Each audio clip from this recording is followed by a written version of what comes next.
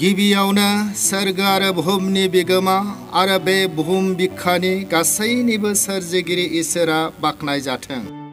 लोगोसे दिनैनि गोथार सानखौ नोजोर होना आंनि सोमोन्दोआव गेदेर उन्दै मानिजाथाव गनायजाथाव साफ्रोमखौबो नैबे बरसानि फुंखा इउटुब चेनेलनि गेजेरजों आंनि गोसो गोरबोनि अननाय सिबिनाय आरो गाहाम हामलायनायखौ नोंथांमोन बयनोबो जिसुनि मुङाव जासिग्रोहरनाय जाबाय। जों दिनै नायगोन गोजोन सोरगोखौ मोनहैनांगौनि थाखै माथाइनि सुजुनाय गाहाम खौरां 19:16 सिरिनि बिनिफ्राय गुरु जोबनो गैयै गोथांखौ मोननो थाखाय आं मा गाहाम खामानि मावनो नांगौ? गावखौ बे गुवार संसाराव सिमा गोनां बैसोखौ लानानै थारैनो जिउ आरो सोलेरजों नांजाबफानाय बोसोरा जेब्ला समजों लोगोसे बाबेनलांगोन अब्ला आगोमा जिउमाया सोलेरखौ सानसे बिदाय होनांगोन। गमामायै बिदायनि उनाव जिउआ गोजोन रायजोखौ बोरै मोनहैगोन? सासे सुबुङा बे बिसयनि सोमोन्दै सान्थौ गियानजों जिसुनियाव सोंहैदोंमोन। ख्रिस्टनियाव अनलायग्रा नोंथांमोन, बुहुमाव सोरजिखौ लानानै नोंनि फोरबो खानानै होनाय नखराव एबा सासे सुबुंनि हान्थिनाय जिउ लामायाव मोजां हास्थायनायखौ मोगथाङाव जाफुंहोनो जुनै गोबां सैसोनायजों मावख्रुबनायखौ लाना नाजानांगौ जायो। थिग बिदिनो जोबनो गैयै गोजोनखौ मोननो गोथां थानाय समाव थामहिनबा नोंनि दाम गोसा आगोमा जिउआ नोंजों लोगोआव दङ समावनो नोंखौ थांखि लाना सोरजिग्रा इसोरनि गाहाम आयेन एबा हुकुमखौ मानिना बुहुमाव सैसोनायजों सुबुं माहारिफोरनि गेजेराव सोलिनांगोन। नायदे हुदा बिजाब 4:2 सिरि ओंखारलांनाय 20:1 सिरिनिफ्राय 17 सिरिसिम आंनि नोंसोरनो फोरोंनाय फोरबो नोंसोरनि इसोरनि हुकुमफोरखौ मानिनानै थाबायदे। आंनि बे हुकुमफोराव मोनसेबो होदेरनो एबा बिनिफ्राय मोनसेबो बोखारनो नाङा।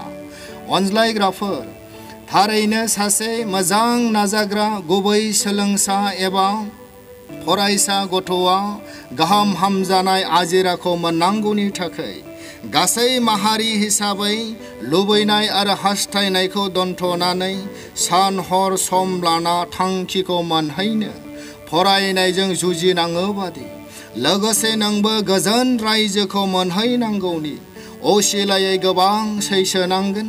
मानोना बे गोजोनखौ मोनहैयैनि आगु नोंनि सिगाङाव सानै सुथुरफोर दं, सैतान आरो माहारिफोर।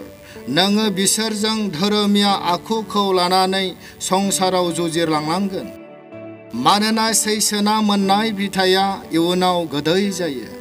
नायदे दानियेलनि 12:13 सिरि नुजाहोजानाय 14:13 सिरि आरो नोङो दानियेल जोबनायसिम बिसासाव थादो। नोङो थैगोन। आन्थाय जोबनाय दिनाव नोङो गावनि मोननांगौखौ नाजावनो सिखांफिनगोन। अनज्लायग्रा नोंथांमोन, जाय सुबुङा जोरनाय बैसोखौ लाना बे बुहुमाव गावखौ आरो नखरखौ इसोर आरो माहारिफोरनि नुनायाव जेरै रैखाथिजों लोगोसे आदोर खालामनानै समान मेगनजों नोजोर होना अनसायग्रा मोजां सुबुं होनना सिनायजानांगोन। मानोना गोजोन रायजोखौ हास्थायै माहारिफोरनाव इसोर हामजायै मोननै आखु एबा गियान थायो।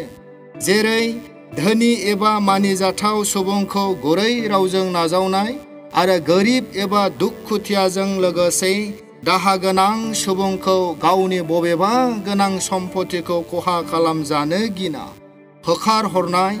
बेफोर गाज्रि एबा उदायै आखुखौ गारनांगोन, अब्लासो नों सोरगोखौ मोनहैगोन। नायदे गितफोरनि 24:4 सिरिनिफ्राय 5 सिरिसिम जायनि आखायाव जिनित गैया आरो गोसोआव खालाय गैया, जायहा नंबां जाबाङाव मन होआखै आरो नंखाय समाय लायाखै, बियो फोरबोनिफ्राय बोर मोनगोन आरो गावनि बासायग्रा इसोरजों धोरोमिया खालामजागोन। अनज्लायग्राफोर संसाराव सासे सुबुङा गोरों एबा समाज दैदेनगिरिजों लोगोसे धन दौलतखौ लाना माहारिफोरजों सिनायजानो हागौ, नाथाय बे सुबुंनि गोसो गोरबोआ इसोरखौ फोथायनाय, गावनि मेगनजों नुनाय सासे सुबुंनि बोहैनाय मोदैखौ फुगारग्रा आरो गुबुन सासेनि उखैनायजों खेंखायनानै थानांनाय सुबुंखौ जाहोनानै गोजोन होनो हायाखैब्ला बिनि गोजोन रायजोखौ हास्थायनाया सिमाङावनो गोमालांगोन। नायदे माथाइनि 25 बालाब 42 सिरिनिफ्राय 43 सिरि। आंहा उखैदोंमोन, नोंसोरो आंखौ जाहोआखै। आंहा गांदोंमोन, नोंसोरो आंनो लोंहोआखै। आङो मालायमोन, नोंसोरो आंखौ नाजावाखै। आङो लंथं फाथंमोन, नोंसोरो आंखौ गानहोआखै।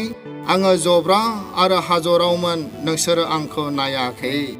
इसोरनियाव अनज्लायग्राफोर, गुबैयै नोंनो गोजोन सोरगोखौ नांथारगौब्ला गाज्रि आरो उदायै सलनखौ नेवसिनानै समायना महरजों लोगोसे जिउ थानायावनो फोरबोनि हुकुमखौ मानिदे, अब्लानो नों उदांस्रि मोनगोन। जोबनायाव दिनैनि सुंद' गाहाम खौरांखौ नायग्रा आरो खोनासंग्रा मानगोनां बयखौबो इसोरा नेफ्लायथों। जों आरज खालामनि। जोंनि गासैनिबो सोरजिजों लोगोसे अनसुला गोथार आफा, नोंखौ हामबाय होनो। फोरबो, बुहुमाव नोंजों खांजानाय जाय माहारिफ्रा दिनैसिमबो गोजोन रायजोखौ गाहाम आखुजों हामलायाखैब्ला बिसिनि जिउनि मेगनखौ बेखेवना नोंनि मेहेरगोनां आब्रुथिजों जिउ खांनो फोरोंदे। बासायग्रा जिसु ख्रिस्ट'नि मुङाव बिबाय, आमेन।